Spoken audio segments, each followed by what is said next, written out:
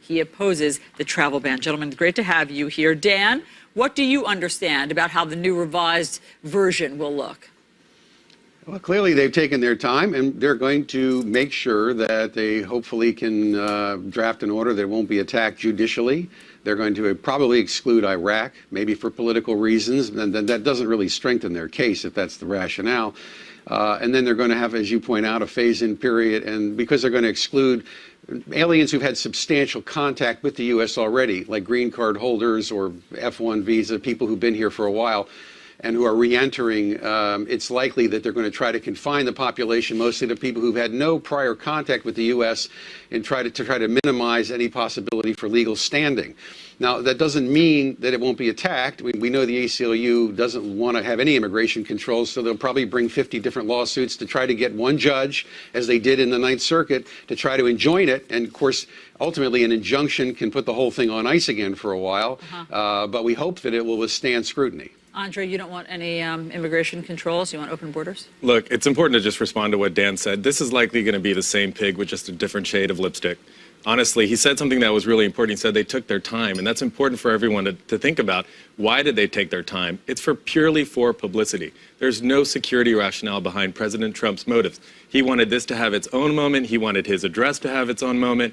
If this were really about the security of the country, we would see them doing this and doing it fast. Dan, isn't that the fly in the ointment here, that originally when they did it, it had to happen immediately? They caused chaos at the airports because it had to happen so quickly for national security. And now, weeks later, they've delayed it week after week, day after day. So what happened to that national security risk? But Allison, this is the whole problem with having judicial interference in something that for the last 100 years has been committed to the president and powers delegated by Congress as his role as commander-in-chief. Historically, judges never want to get in a position of second-guessing national security judgments involving things happening overseas, whether it's immigration or refugee admissions or foreign policy, wars, the prosecution of foreign wars. These things have historically been outside the jurisdiction of judicial scrutiny. Think about it. If ISIS-related terrorist operatives came into the country between when the TRO was issued in Spokane and now when they issue the new executive order, who is politically accountable for that decision? If ISIS operatives commit terror attacks who came in during this period, the American people have no venue for political accountability now. The courts have basically taken control of something that has to be within the purview of the executive. Go ahead, Andre. I mean, you really have to listen to what Mr. Stein is saying. He's asking for no judicial review of the president's actions over people's lives. That's really an incredible position to be taking right now, and that is certainly not the case.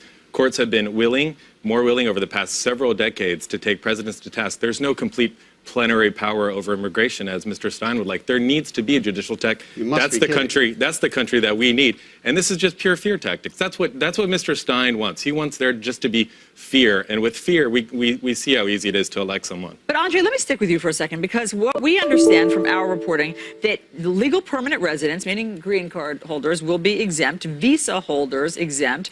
They will avoid prioritizing any religious minorities, and there'll be a phase-in period so it doesn't all happen sort of immediately and cause chaos. And Allison Camerata. Good morning, everyone. Welcome to your new day. It is Monday, March 6th, 8 o'clock in the East. FBI Director James Comey calling on the Justice Department to publicly deny President Trump's claim that President Obama had him wiretapped.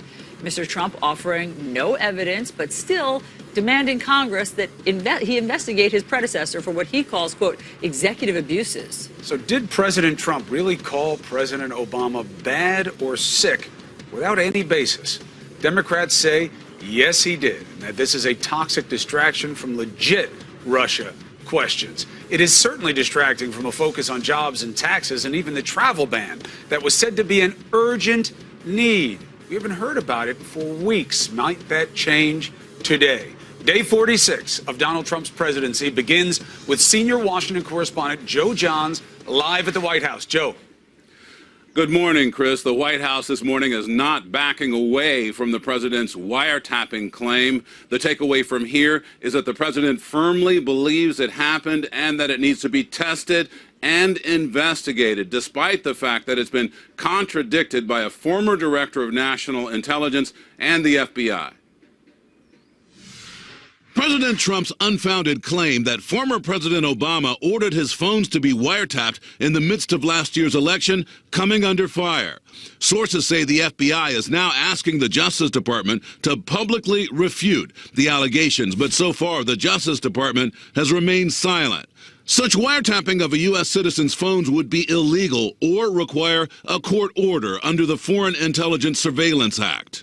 Former Director of National Intelligence James Clapper, who spearheaded the investigation into Russia's meddling in the election, giving a firm no to any such claim of wiretapping. For the part of the national security apparatus that I oversaw as DNI, there was no such wiretap activity mounted against the president-elect at the time or as a candidate or against his campaign. Multiple former senior U.S. officials dismissing President Trump's allegation, calling it nonsense, and a spokesman for Mr. Obama says it's simply false. But without providing any evidence, the White House is doubling down, calling for a congressional investigation to determine whether executive branch investigative powers were abused. I think he's made very clear what he believes. I think the bigger story isn't who reported it, but is it true? White House officials say the president's sources on the incendiary claim come from conservative media, not from government sources. In fact, there are zero publicly known credible reports to back up Mr. Trump's claim. His allegations coming in a familiar form, a series of furious tweets early Saturday morning from his home in Florida, in which he called former President Obama a bad or sick guy. His top advisors far away in Washington. This is not the president's first time repeating unsubstantiated allegations. Just after his own inauguration, Mr. Trump alleged that millions of fraudulent votes were cast during the election without proof. When you look at the people that are registered, dead, illegal, and 2 states. The president called for an investigation, but one has yet to be conducted. I'm not sure what it is he is talking about. This latest allegation of wiretapping leaving some Republicans confused, as top Democrats call the Twitter outburst a complete distraction. The president, you know, is the deflector in chief. An intentional move to stir focus away from the deepening concerns over connections between a handful of the president's advisors and Russians. I think this is just a distraction to distract from this very, very serious interference by a foreign power on our democracy. The question of whether Trump World, his campaign, his business associates had anything to do with it. The president did arrive back here at the White House last night after spending the weekend at his home in Mar-a-Lago. Now, the president does have a busy day ahead of meetings with cabinet members. Chris, back to you. Joe Johns, thank you very much. The White House is also supposed to be bringing its controversial travel ban back any day now. Moments ago, President Trump's senior advisor, Kellyanne Conway, said a new executive order will be signed today. What's it going to look like? Let's bring in CNN Justice reporter Laura Jarrett live from Washington. What do you got? Well, Chris, there are some pretty big changes in store for the president's new executive order. The most significant change is that legal permanent residents, green card holders, so to speak, and current visa holders will be completely excluded from the order. So they will be able to travel as normal, just as it was before. But even with these changes, we are hearing from immigration lawyers that it's still safe to expect a flurry of action in the courts after this new order is signed, Chris. All right, so you have one part of the legal challenge was whom does it affect? You have a couple of other ones, which countries, and you have why it's needed at all. But let's deal with the countries because there might be some news there. Maybe a different list than the 7 countries we saw before. How so?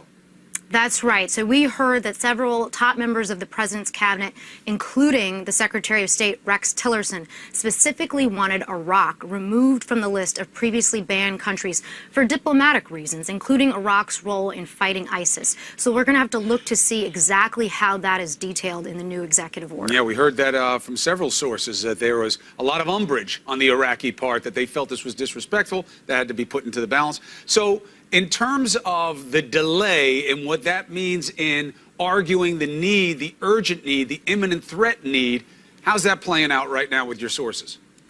Well, it's going to be fascinating just to see how this actually plays out in court, because to the extent that the administration took over a month to rewrite this travel ban to comply with a court order, that judge in Seattle who put a temporary hold on it, no one's going to blame them for trying to get it right legally. But if in fact they delayed the rollout for some other political reason having to do with the speech or otherwise, then that could come back to bite them the minute a government lawyer starts using words like emergency or urgency or the like in court again, Chris.